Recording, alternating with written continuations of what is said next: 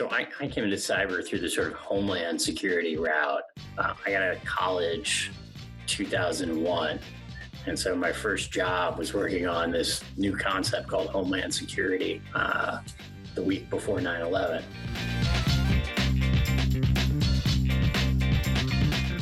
We looked at North Korea in 2010. We had some sort of great insider detail from a source in South Korea, and the South Korean military was telling us about what North Korea was doing. Do you think that a small business has the same threats that a large enterprise organization is dealing with? Or where do you think they are from that perspective?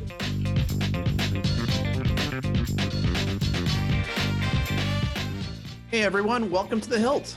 I'm Rob Simopoulos, and today I'm fired up to be joined by Rob Knake. Rob was responsible for the development of presidential policy on cybersecurity during his role as the Director for Cybersecurity Policy at the National Security Council. He's also the co-author of the book Cyber War, The Next Threat to National Security and What to Do About It. I highly recommend reading that book.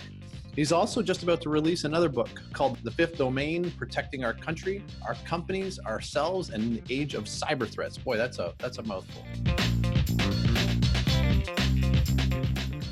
You grew up in Maine, or where'd you grow up? I grew up in New York City. New York City, all right. And you got to Maine at some point in time in your life, like all of us? I've now been here 2 years, yes. 2 years? Coming on the 2-year anniversary, yeah. All right. So let's go take a step back. Let's talk about from a work perspective. Like, how did you get into cybersecurity? Where have you been? What have you done? So I came into cyber through the sort of homeland security route. I got out of college 2001. And so my first job was working on this new concept called homeland security the week before 9/11. Wow. It was a very sleepy issue then. A week later, it was front page news everywhere. And so that kind of led me into critical infrastructure protection. That led me into analysis of terrorist organizations. That led me sort of down a physical security path. And then I started to see cybersecurity as a piece of that. And then in grad school, sort of made a pivot towards cyber. So you came out of university, worked for the government, and immediately 9/11 happens. Yeah, actually, I was working for a think tank in New York at the time. It's pretty wild. Threw you right into the mix. Yeah, I mean, issues that I'd spent the last couple of years of college working for the guy I was working with after college, and nobody would pay attention to these issues. Nobody cared about things like container threats, what could come into a cargo container from overseas, whether that could be drugs or terrorism. Nobody cared about that. It was working in the wilderness. And then right after 9/11, it was like, okay, everybody cares about this issue now, but we're so far behind the 8 ball. At that time, did you see the physical and the cyber side coming together from a security perspective, or were they sort of separate entities, or were you just living in the physical side at that time? So, I mean, at the time, right, there was a lot of concern, as there has been since kind of the dawn of the internet age, that terrorists were going to use the internet. Right. And so I did some pretty early work on that subject. And the conclusion we came to was terrorists aren't going to use the internet. It was 2001, right? The ability of a terrorist organization at that time to carry out an attack in which they were going to do something like make a chemical plant release its toxic chemicals or derail a train really wasn't there. Right. The prospect of it was, though. And so in the last 20 years, we've seen that go from kind of science fiction from, what was the Die Hard movie? Was that Live Free or Die Hard, where it was a cyber incident that took down basically the whole U.S. economy? Right. That was probably like 2004. Probably wasn't realistic then. Right. Probably is, to a degree, realistic now. Sure. Absolutely. So when I read the book that you guys put together, Cyber War, one of the things that I kept thinking about was the concept that a lot of people in the public think that, if you go to war, you're actually going to have a physical battle, right? You're going to missiles, bombs, explosions, soldiers and the whole bit. But as you continue to go through that book, you start to realize that there is a cyber war aspect to this that a lot of people just don't recognize, right? Yeah, I mean, so the book was Cyber War, The Next Threat to National Security, right? I wrote that and came out in 2010 with Richard Clarke, who'd been first to sort of terrorism czar in the Clinton administration and into the Bush administration, and then became the cyber czar at the White House in the Bush administration. And he really felt that the cyber issue was the emerging issue, right? The degree to which we'd sort of missed 9/11, he didn't want to miss the next cyber attack. And so we wrote that book in 2009 into 2010 as kind of a wake-up call to try and get people talking about the threat and getting people to understand it. And so that was the point of the book. The concept was behind it to bring some awareness to the potential. Yeah, I mean, it was what we were seeing, what he'd seen in government at that time, and then what we were seeing in the private sector was really not a lot of awareness of the issue. So we wrote the book, and then I sort of had the fun experience of I went into government almost as soon as it was published. It came out in the spring of 2010, and then I went into government in fall of 2010. And so I would go in. I was a fairly junior guy at that point in the government hierarchy, and go meet with a general who'd just been assigned to work on cyber, didn't know anything about the topic. And I'd see, my book on his desk, and I'd be like, oh, I'm that guy, the junior author in the corner of the book. Huh. And that's got to give some clout at that point in time. They're reading it, it's going around. But the way it's written, it seemed like it was really for public consumption, right? It was written not too technical, not too crazy on that end, but really anybody could read it and absorb it and understand it, right? Yeah, I mean, the idea was we really wanted to wake up the people who didn't understand the issue already, right? It wasn't written for the audience of people who already got it. It was written for the people who were worried about national security risk, who were worried about threats to corporations. We wanted them to start to understand the cybersecurity issue. So we wrote it in a way that it was accessible, and we wrote it in a way that it was provocative, right? Where it had some sort of scenario-based discussions in it that would get people interested. And, the fun thing about it was it comes out in 2010, and it was sort of widely rejected by the technical community, by Silicon Valley. Oh, this isn't realistic. When Wired magazine reviewed it, they wrote cyber war, file under fiction, right? And 8 years later, yeah, I'm hoping when Wired reviews our next book, yeah, they're gonna maybe have to eat a little bit of crow on that. Yeah, good for you guys. I think you definitely hit on a lot of really key things there.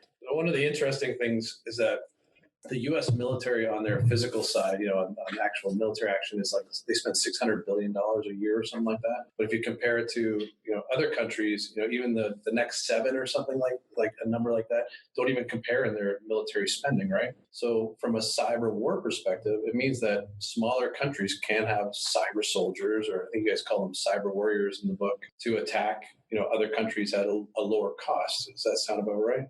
Yeah, I mean, one of the most interesting scenarios from the book was that we looked at North Korea in 2010, and we had some sort of great insider detail from a source in South Korea, and the South Korean military was telling us about what North Korea was doing in 2010 and the sophistication of their program, right? And we said at the time, looking at how sophisticated North Korea is on the offense, how they are not dependent on the internet for their economy, such as it is, that put them in a relative position of strength compared to the United States. We might be better than they are at offense, but we're a hell of a lot more vulnerable than they are on the defensive, right? We weren't in any position to take the kind of posture that they had, right? I mean, North Korea still to this day bases all their offensive operations out of China and elsewhere in the world. Why? Because North Korea is not wired for that. They don't have the bandwidth. They don't have the capability to do that, right? They have a sort of single choke point for their internet.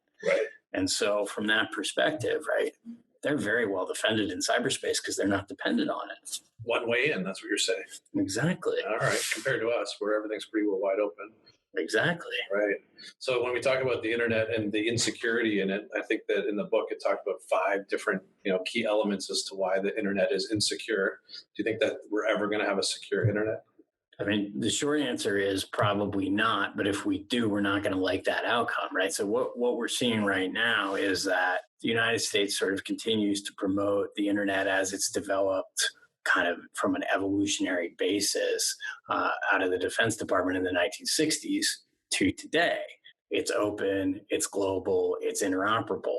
What the rest of the world is saying is we're not sure we like that model anymore. And so China and Russia and other countries that are more aligned with their interests are talking about reshaping the internet in their image. And so what we've seen is Russia over the last 2 years has said, they're going to go on a fairly major spending spree to create a national internet that won't be dependent on the global internet's infrastructure. And they're actually starting down that path. China has for years been investing to essentially create their own national internet and keep internet traffic that originates in their country from leaving its borders. And they're doing that for censorship, and they're doing that for defensive purposes. So if we end up getting a secure internet, it may be more secure in a way that we don't want. It may be more secure to allow for censorship, to allow for surveillance than it will be for the purpose of addressing the kind of cybersecurity threats we're worried about in the United States. Right. So those things that you're talking about with them, in essence, saying there's really only one way in. If we considered that here, we would be talking about, in the end, the government controlling that pipe, right? Even if it was being fed to private organizations and private citizens, is that what you're seeing there in Russia and so forth? Is that what we're talking about?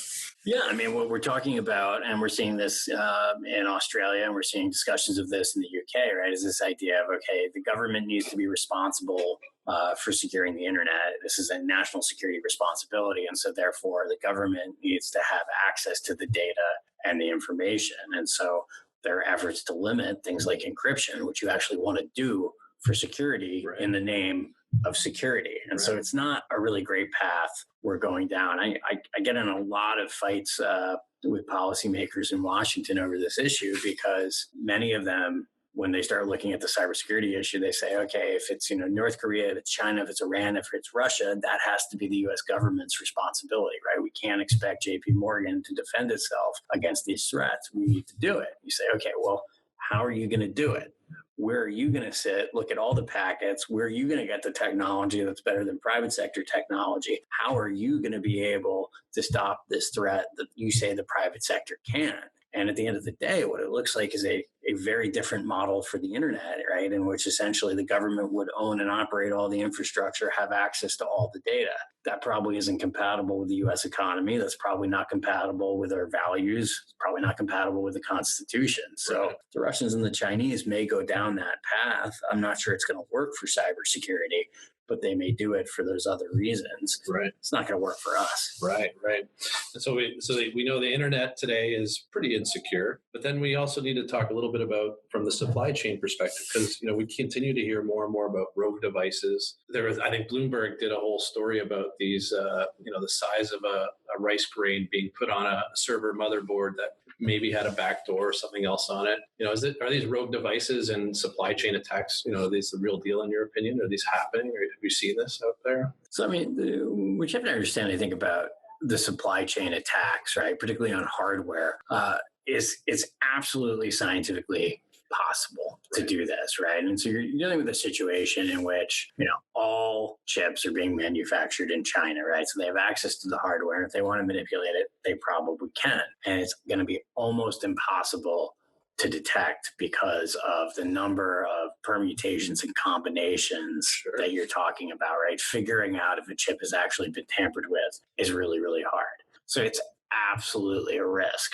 At the same time, there's a decent question about whether or not the Chinese would need to go through with that kind of complex supply chain attack, which would undermine their ability to sell chips around the world if it were discovered, when they're so successful at hacking over the internet using known vulnerabilities in software. Right. The vulnerabilities never end, right? Nonstop. Which leads me to talk about a little bit about, the status of the IoT Internet of Things, right? We've got billions and billions of these things coming together. I'll tell you a little story. My friend called me over, and he's not very technical at all. And he said, hey, I just bought these new laser tag guns for my kids. And these aren't the laser tag guns I had when I was kids. So basically what you do is you take your iPhone and you connect it to this laser tag gun. And then, you go around and you play laser tag shooting each other. But when I set the whole thing up, I had to download an app onto this kid's phone. And then when I lit up the app, what it did is immediately I saw an overhead shot of the house and the backyard and everything. It was like a map. And it was like brought in from Google Maps or something like that. It was pinpointing exactly where the gun was. And I was thinking to myself, oh my goodness, this means that like somewhere, somehow, someone's actually getting location status of this child running around with their laser tag gun. And you could actually see the other guns and where the other people were to go hunt them down. And I started thinking about vulnerabilities right away. And I'm like, wow, this is crazy. Why does this app need to do this in order to play laser tag? The world is an ever evolving, changing thing, right? Sort of scary from that perspective. But we know that from what we've seen is that manufacturers today are just building products like crazy, right? From an IoT perspective, but not everyone has a security first perspective, right? It's a bit of a problem, right? Get them to the market as quick as possible. Another friend or a colleague of mine was telling me a story about a doggy dish that he ordered from some website, and it came with an app as well where you could actually call your dog. It had a camera on it. You could push a button and it would shoot a biscuit out, so you could be at work and feed your dog and everything. And he asked me, he goes, "Is that cyber secure?" And I said, I don't know. Probably not. You don't really know. But with so many devices going out there, and I know inside the book, you guys talked a little bit about vulnerabilities and patching and updates and the challenge there. If you think about everybody installing everything and just connecting it to their home networks and business networks, there's a huge risk there. Would you agree on that? Yeah. I mean, I think the bad news from this perspective is if in the last 10 years, we've gotten better to some degree at developing concepts like secure coding. The number of organizations, the number of manufacturers, and the number of people that are using coding, building these kinds of devices has just grown far faster than the pool of available resources that actually understand how to secure them. And so, we may now be able to say, best estimate I got recently is we could probably produce 50,000 lines of code that are actually secure. We can formally prove that they're secure, and that's great. But if your friend's dog food dish probably has 1 million lines of code and just to shoot out a biscuit, Right. And none of it's going to be secure. Right. So that's kind of the scale of the problem that we're dealing with. Is we're spreading all this technology around far faster than we can spread around the talent to manage it. And the way that we're putting technology into devices today really means that once it's out there, it's never going to be updated. Once it's out there, it's never going to be managed, right? Nobody's going to go and figure out how to update the firmware in their dog food bowl. Right. And when we go in and talk to small businesses, it's interesting as well. They don't really realize that many of these devices at some point need an update and a patch, right? The manufacturer may discover, if they are taking its security somewhat seriously, that they need to do testing, or they get a vulnerability notification, and then they go and they apply an update, right? But no one's sitting there saying, hey, my printer needs an update and watching for that, or my television needs an update and my fridge needs an update and watching for that. If it's not auto updating and making those things happen, in the end, they could be leaving devices there vulnerable, right? It's a pretty wild world. Let's talk a little bit about the phishing side, because I run into this all the time. So I had a person come in here the other day who sat in my office and started telling this crazy story about, hey, I got duped on a phishing scam the other day. I said, really? What happened? He said, believe it or not, I got an email from the CEO who told me to go out and buy a bunch of gift cards. And I had just been working at the company for like 2 weeks. And it said he was at a show and he needed these gift cards. He needed like 30 of them to go to the store, get Amazon, take pictures on the back and send them off to him, right? So I ran out and I did that. I got the company card and I bought a whole bunch of these gift cards. I took the pictures, I sent them over. And a week later, I saw the CEO. I said, hey, I got those gift cards for you. Everything worked out. I never asked you for the gift cards, right? And, fast forward a week, I said, how did you fall for that? You're like a smart guy. You're very technical. You didn't realize that? No, I was moving too fast. I got those emails and I just responded to that. Fast forward a week later, I'm at a show, and this HR person who runs an HR firm tells me the same story. And she says that one of her customers, $10,000 in gift cards, they got ripped off from a phishing scam, right? So it just never seems to end with these types of attacks. And we know that even enterprise organizations who have really sophisticated spam filter systems are still getting those emails landing on their employees' emails, and they're responding in some way, shape, or form. What do you think is the status of this sort of the term human firewall today? Is that an important thing that organizations should be doing? Yeah, I mean, it's absolutely a line of defense. I mean, where I've been on this for a while is that I'm not really sure it's fair to blame that employee who gets duped and to say, okay, the solution is to fire them, right? We gotta treat these kinds of human errors as things that are going to happen, and then make sure we've got systems that they're using that can prevent them from doing that kind of harm, right? And so to prevent that kind of outcome, you're really talking about needing a basket of controls. Yeah, the technical controls to prevent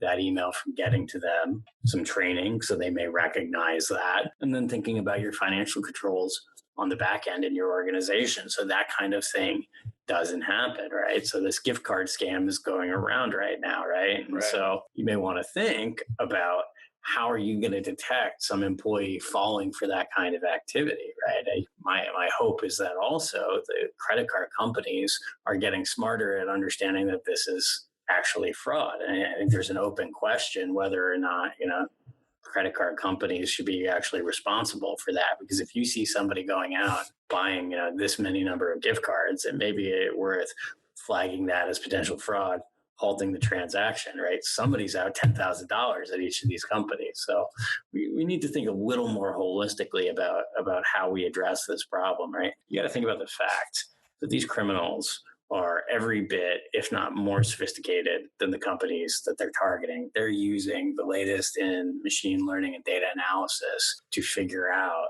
what attacks are working, what are the patterns they should be using. They're constantly probing for weaknesses. They're getting feedback. They're running that back into their models, right? They're as sophisticated as, say, the best advertising targeting that, Macy's is using on you. So from that perspective, you can't really expect an individual to recognize and stop that. Yeah, the most recent thing I read said 4 to 5 new malware samples developed every second. So how's traditional technology solutions going to keep up with that? It's really machine learning on the defensive side as much as they're using on the attack side, right? Yeah, I mean, when you think about that scale of generating malware, obviously, right, that's not a human in the loop writing a new piece of malware from scratch, right? That's making adjustments to an existing package in order to be able to defeat systems that are doing any kind of pattern recognition on it, or any kind of automated technology that is just looking at a piece of malware and trying to determine with some degree of confidence whether or not it is in fact malware, right? And so what the criminals are doing is saying, how can we tweak this ever so slightly to get past the latest and greatest systems? Right. Yeah, spot on. And so on that, back to that cultural side, I've seen a lot of organizations starting to build not only security awareness training, phishing simulations, but also building a culture of cyber defenders by awarding people for doing great things like, detecting those phishing emails and reporting them, or, completing their training and doing all that. And that includes like ice cream socials and first line, step in line to IT. You've got to have that positive encouragement. Like you said, don't go give people heck for making a mistake. They're learning, right? Right. I mean, I think, one of the more positive, models that we've taken away from, right, and we're seeing a lot of this play out on the front page right now, is aviation safety, right, where we have this incredible record now in aviation safety to the point at which when 2 planes go down in 6 months, the whole fleet's getting grounded, right? That's because over the last 50 or 60 years, we built up this incredible ability to keep, flying metal tubes in the air and not have them come crashing down. And that's really a product not of blaming pilots for pilot error, but of pulling them into the safety system and saying to them, okay, we need to create a positive culture around flight safety, to the point at which in aviation, you have something called a near misses database, right? When anything goes wrong that you think potentially could have caused harm, you just miss that, you report that, you do that voluntarily, right? And you celebrate the pilot who says, I made this mistake, right? Here's what was going on. That's what you want to do for cybersecurity awareness, right? You want to create that positive culture. Yeah, I agree with you 100%. Let's talk a little bit about enterprise and government compared to small business. So I had an associate I was speaking with who does a lot of cybersecurity enterprise work on the consulting side. And when I started explaining to him about sort of the cyber maturity of a small business, a 40-person company, a 100-person company, he was shocked. Like, I don't think he'd ever looked under the hood to understand that the extent of their cybersecurity was maybe traditional antivirus, maybe a firewall, and that was basically it. And that from an awareness perspective, the business owner just, is reading about cybersecurity threats in their trade magazine. Maybe they heard about a friend who got hit with ransomware or something that happened, but beyond that, they just really don't even know.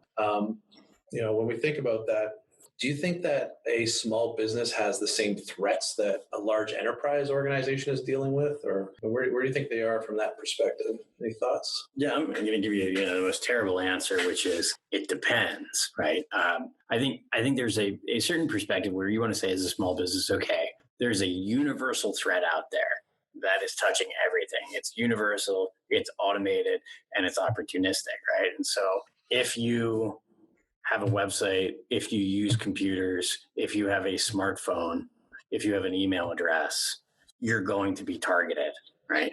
That's an opportunistic attack that is simply going to look for vulnerabilities in your system, on your website. It's going to see if you've got the controls in place to stop a spear phishing email from getting into you, right?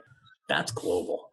That's for everybody. And so that's the baseline that you've got to prepare for at a minimum. That may be all that you need to address. That may be your threat model. Then there's a question of, if you're a small business, but you're selling to a big business, you have this risk that you're going to be the compromise that's going to lead to a large compromise at your client. And that's going to be really, really bad for you.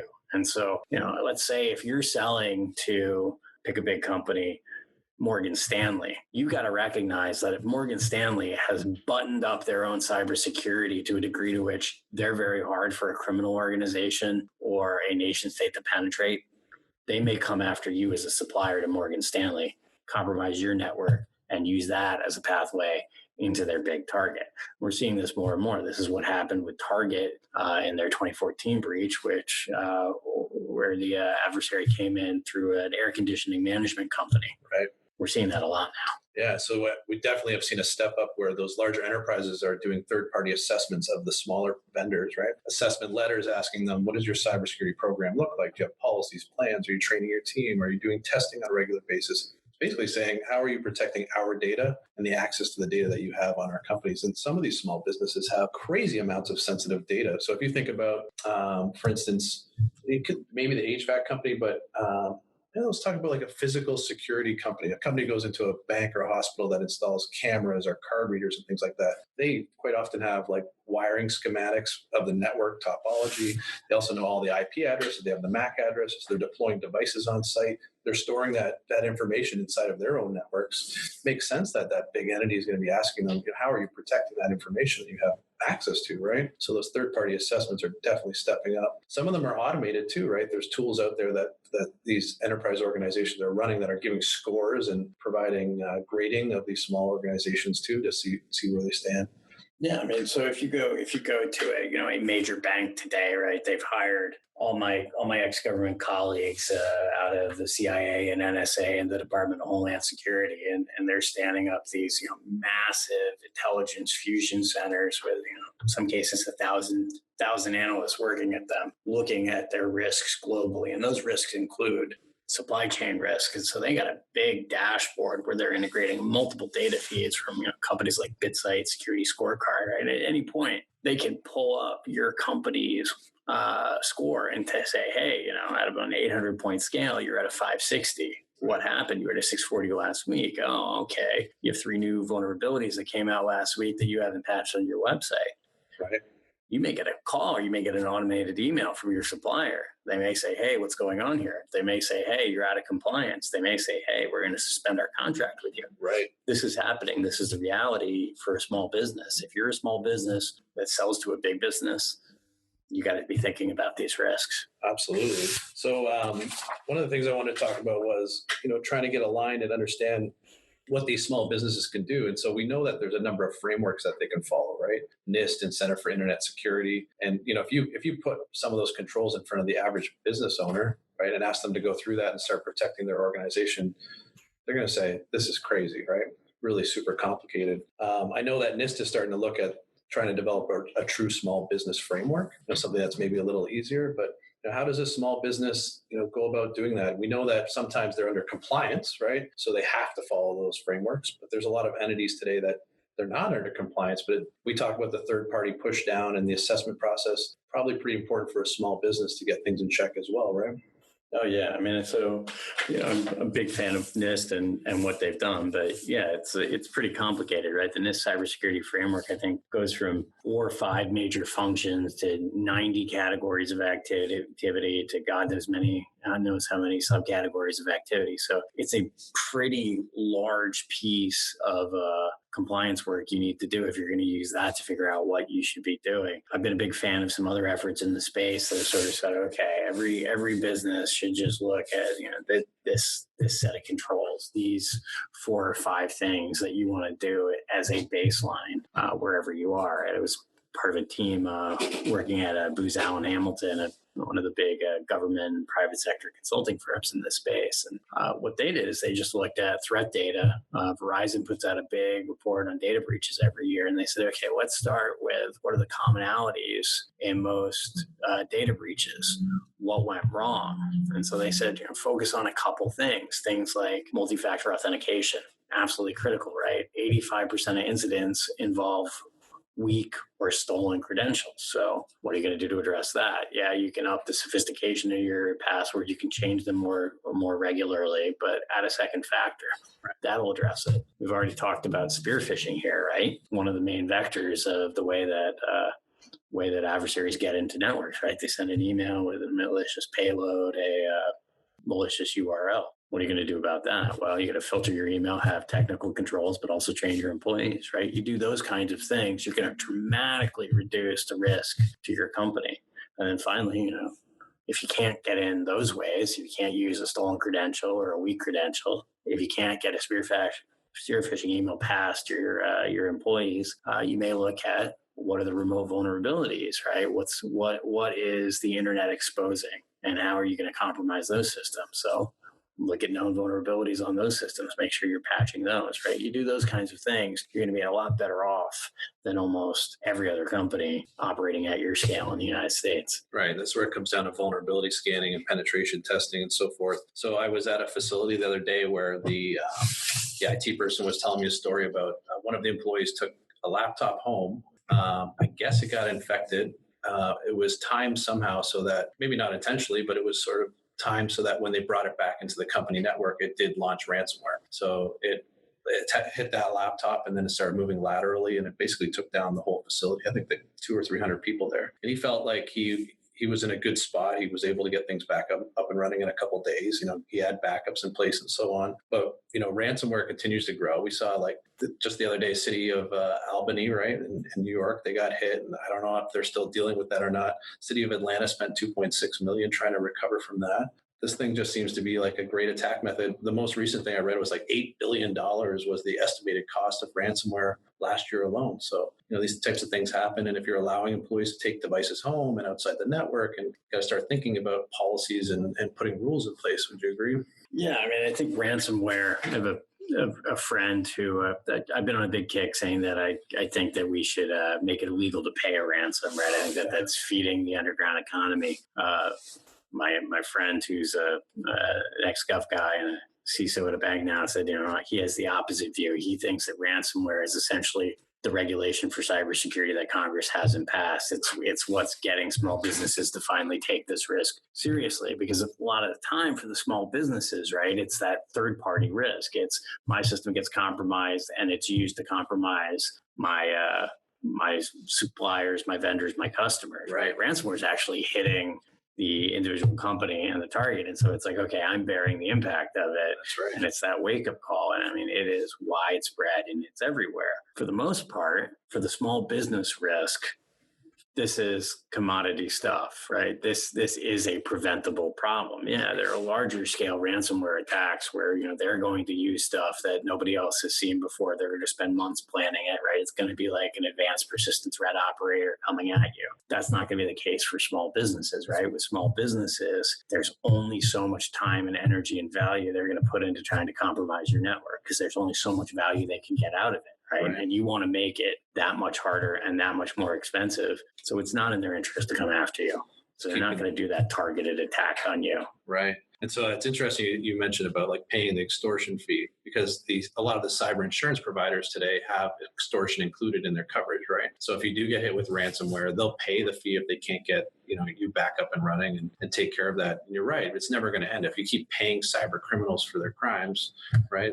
You're just funding that whole thing. But recently, that NotPetya ransomware, the cyber insurance provider Zurich, right, refused to pay the food manufacturer the $100 million claim that they just applied, and they're now in lawsuits. So we'll see how that all works out. And they were saying that was it because it was an act of war. That was their whole basis, and there was an act of war exclusion in that agreement. Yeah, I mean, this is a really, really interesting case, right? So in this case, right, it's called NotPetya because it looked like the Petya ransomware attack, and it turned out not to be Petya, and it turned out not to be ransomware. The ransomware was a guise, right? It was actually the Russian government targeting businesses in Ukraine, right, as part of their ongoing low-level simmering war there.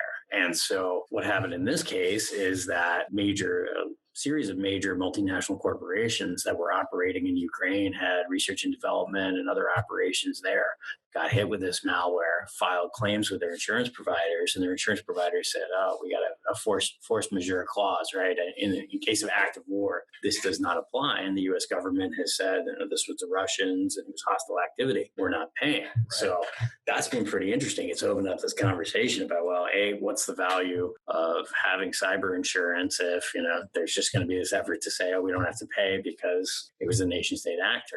Right. And if that's the case, who is going to pay? Is the U.S. government going to swoop in? Right. So let's talk about the thing we keep hearing on the cybersecurity side, which is this workforce shortage, right?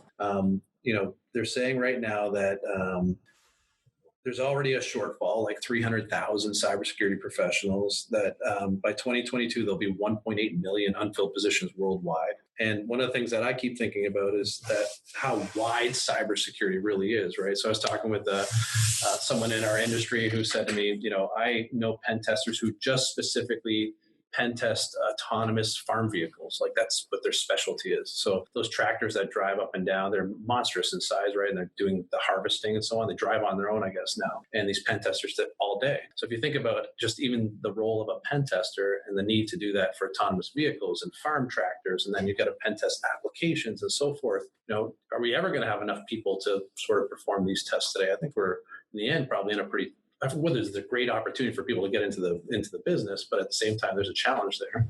Yeah, I mean, I think the real challenge here, I spent some time looking at the numbers in this space, and I think it's important to say that, $1.8 million people gap, that's a lot of people. At the same time, there's 7 billion people on the planet. So it's not necessarily that bad. If you look at the statistics, cybersecurity at the low level looks a lot like retail in terms of the number of people who are in the field and the number of open positions. It's really not that bad. Where it's really bad is at that mid to high tier. It's that advanced capability. And so if you look at looking at this just on the basis of certifications, right? If you want to hire somebody who's got an entry level certification, like a Security Plus certification, something like that, take your pick, right? That's not hard to hire in this space. What's really hard to hire is if you want like somebody who's got a GX certification. These are the kind of certifications that the SANS Institute and the NSA have developed together, right, for really advanced, really sophisticated things, right? And so if you look at job openings, NIST put together the data on this. They say, hey, if you got one of these GX certifications, let's say there are 35,000 people who hold those certifications. Well, there are 35,000 open jobs looking for that certification, right? And so that means presumably most people with that certification are already employed or overemployed, right? And so that's the problem, is how do you build a cadre that is more sophisticated than the cadre we have today? It's not necessarily getting people into the field, it's getting people experienced at the right level. Yeah. And so when we think about small business and they've got to make some improvements, make some changes, maybe they can't necessarily find the people that they want to bring on board themselves. They go out and they start sourcing third-party providers, right? And it's so wide. We talked about MSSPs, managed security service providers, MSP, managed service providers, law firms providing cybersecurity assessments and services, accounting firms now doing that, technology companies building products, right? I've seen systems integrators now actually providing cybersecurity. So like ADT, for instance, just acquired a cybersecurity firm and they'll start providing cybersecurity services. So the cybersecurity option pool is really spread really wide. And I think that there's two things that occur there. One is I think there's a huge opportunity for organizations to get into providing cybersecurity services, right? But on the other side, I think there's opportunities for small business to finally hire people to come in and help them, right? In the end, there's really no excuse anymore. You have a lot of options to go out and ways to do that. Any thoughts on that? Yeah. I mean, I think outsourcing is absolutely going to be a key part of the solution for most small businesses, right? Building your own capability for something this sophisticated is going to be really hard to do, and it's going to be really expensive, right? So you really want to get into a situation where you're leveraging a larger organization's capability and their knowledge and their ability to hire and their ability to automate around this problem. I mean, I think for small businesses, the big push that I always say is, you really want to think about how rapidly you can get your IT into the cloud. And so you're coming under the protective veil of a company that's got 1,000 employees and is putting billions of dollars into the security of their systems. And then you want to look at partnering with a managed security provider for everything else, because you're just not going to be able to do it, right? That's not your core business. That's not what you do. And you're really going to want to shift that capability somewhere where it is their core capability.